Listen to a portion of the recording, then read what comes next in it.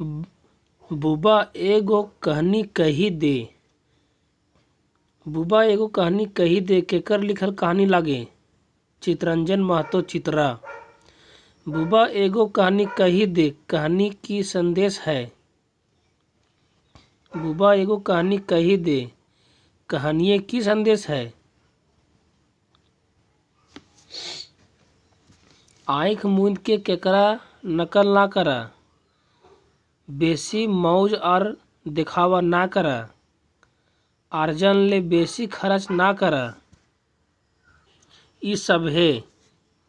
तीसरा, बुबा एगो कहानी कही दे में कहानिये कहवैया बूढ़ा के की नाम हलै? गंगाराम आजा।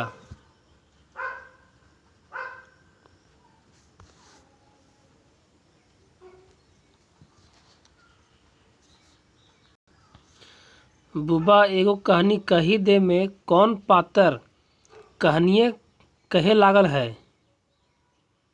महेश्वर। बुबा ककरा कहानी सुनवे लागल हत? छउआ सभिन की। खरैये ओगरे कौन महीना कहानिये कहल गेल है? अघन। रात दिन खरी में के रहो हलै? रात दिन खरैये में के रहो हलै?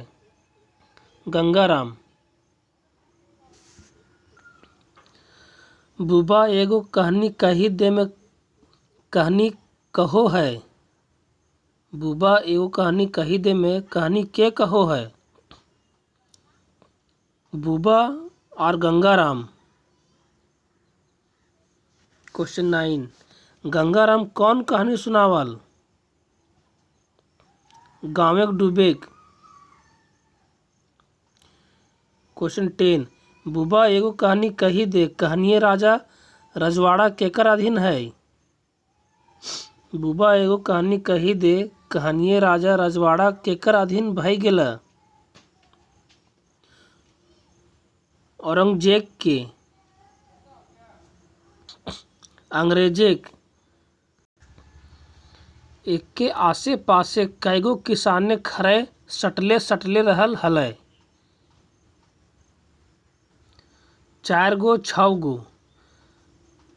12, बुबा एगो कहानी कही दे, कहानिये कौन महीना में धन कटनी शुरू भेल रही? अघन महीना में। 13, गंगाराम दिन राइत खरै में रहे हल, ओकर खाना पहुँचाए देहलथिन?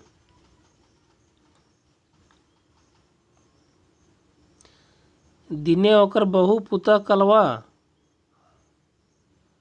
और ओकर बेटा बियारी। गंगाराम के दिन के कलवा के पहुँचाए हलै? ओकर बहू पुतुह। गंगाराम के राइत में बियारी के पहुँचाए देलै? गंगाराम के बेटा। गंगाराम के स्वभाव हलै? गंगाराम के स्वभाव की हलै? हंसमुख हलै, प्रेम बरताव वाला, मजाकिया हलै, ई सब है। गंगाराम छउआ सभिन के कौन कहानी सुनावल? गाँव घर कैसे डूबल? बुबा एगो कहानी कही द, कहानी कौन पाठ किताब शामिल है? छाइहर में। बुबा एगो कहानी कही द, कहानी में बुबा कहानियाँ कहाँ सुनावल हल? खरै में। बुबा गंगारामेक खरै सोब डैश जुमला। बूढ़ा गंगारामेक खरै सब छउआ सब जुमला। तोहिन डूबल नी देखा हाक, मंगूर हम तो देख लागल हिये, के कहलै? गंगाराम।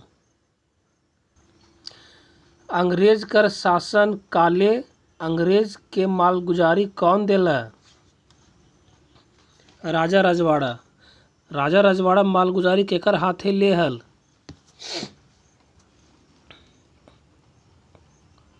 हमर हाथे।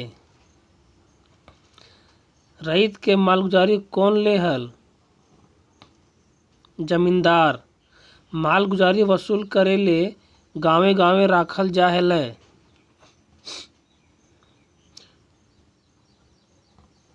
जमींदार।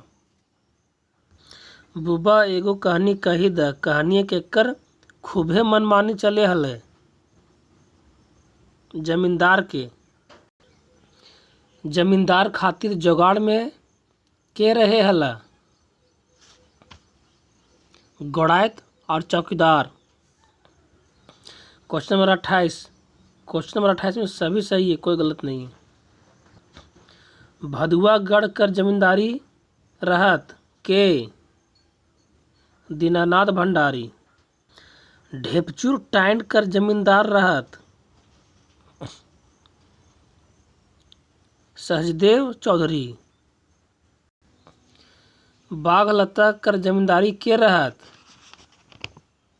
फागू मांझी। सियारडीह कर जमींदार के रहत? तीर्था मुंडा। जमींदार सब पैसा कहाँ उड़वे लागला? मांस मछरी में, मौत दारू में, शान शौकत में, ई सभे में। केकर हाल सचदेव चौधरी कर हाल ले बेहाल है गेलन? केकर हाल सचदेव चौधरी कर हाल ले बेहाल है गेलन? फागू मांझी और तीर्था मुंडा। उच्च कुलेक बामन परिवारिक जमींदार रहे? दीनानाथ भंडारी। क्वेश्चन 36। जमींदार खत्म हेल बादे केकर छउआ पुता घर होडिक शहरी चली गेला? जमींदार खत्म हेल बादे केकर छउआ पुता गांव घर होडिक शहर चली गेला? दीनानाथ भंडारी के। सहदेव चौधरी कर छउआ पुता की काम में जुटी गेला? खेत बाड़ी में। क्वेश्चन 38। मांझी और मुंडा दुयो केकर खेते के माटी काटलता? दीनानाथ भंडारी के। 39। के आपन जमीन जायदाद रईत ठीन बेच लागला? के आपन जमीन जायदाद रईत ठीन बेचे लागला? जमींदार। कौन अकर में गलत है? फागू मांझी और तीर्था मुंडा मोर गेला, ई वाला अकर में गलत है। कौन जमींदारी के छउआ पुता जमींदार खत्म है गेल बादे खेत बाड़ी जुटे गेला? कौन जमींदार के छउआ पुता जमींदार खत्म है गेल बादे खेत बाड़ी में जुट गेला?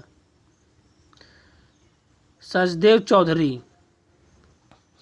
तखन दारू मोद के अते चलन नी रहे, परबे परबे मौत दारू चुआलता, नी तो दारू कहू ने आनलता।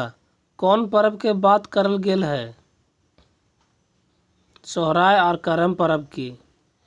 3 आदमी 13 खर्चा के अर्थ किए रहा है? आमदनी से बेसी खर्चा। केकर लेल कहल गेल है? डोरा पुइर गेलक ओकर एठन नाय गेलक? फागू मांझी या तीर्था मुंडा के। डोरा पोड़ गेलक ओकर एठन नी गेलक अर्थ बतावा की होतै? रस्सी जल गई उसकी एठन नहीं गई है। 46। एठन माने की होतै? मोटाइल रूप। क्वेश्चन 46। मोध मांस काम नाश 3 आमदनी 13 खर्चा, डोरा पोड़ गेलक ओकर एठन नी गेलक। कहानी में आइल वाइक सब की लागे? लोकोक्ति पटतईर केकर लेल कहल गेल है। तुरते झगड़ो करी ले बुथुन आर फरी तुरते गोड़े गिरी के माफी मांगे लागबथुन। तुरते झगड़ो करी ले बुथुन आर फिर तुरते गोड़े गिरी काफी माफी मांग ले बुथुन। दरपिया यकर में कौन सही है। सभे सही है। कंगला आजा धनिया काका रमुआ दादा। गंगला आजा धनिया काका रमुआ दा कहानी में कैसन पात्र लागे। दारू पिए बड़का बड़का डिंग हकवैया। 51 गंगला आजा धनिया काका रमुआ दादा बिना पियल के कैसन रहत। एकदम सीधा पुरना गांव पुराख इतिहास नाय बतला बोली नाय बहरतले नाय। कहानिए गंगाराम कौन चीज के गुण दोष बतावला। दारू के। 53 गंगाराम छुआ सब के कौन चीज के नाश नाय करे हला। दारू के। 54 गंगला बेटी के बियाह में की बेचल। दुयो खेत और एगो टाइंड। धनिया बेटी के बियाह में की बेचल। कईगो बारी खेत और टाइंड।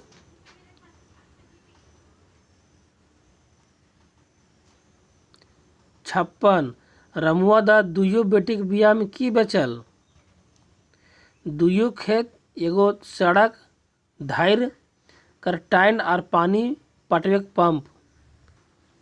दुयो खेत एगो सड़क धार कर टाइंड और पानी पटवे के पंप। 57 दरपिवा दारू निशाय की करो है। बिना मतलब के झगड़ा करो है। बाप माय और बहू के मारो है। मुंडा काटा-काटी करो है। ई सब है। दारू के निशाय सबले बेसी कौन समाजे बिना मतलब के झगड़ा और मुंडा काटा-काटी हवे हत। आदिवासी समाजे। बुबा एगो कहानी कही दे कर जैर भाव की है।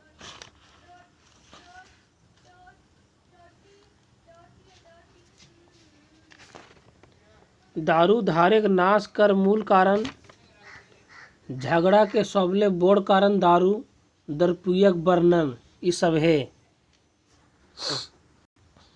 बुबा एगो कहानी कही दे कहानिए हामिन के की सीख दे है। दारू पी के झगड़ा ना करे के चाही। जितना अर्जन उतने खर्च करे के चाही। दारू ना पिए के चाही। ई सब है।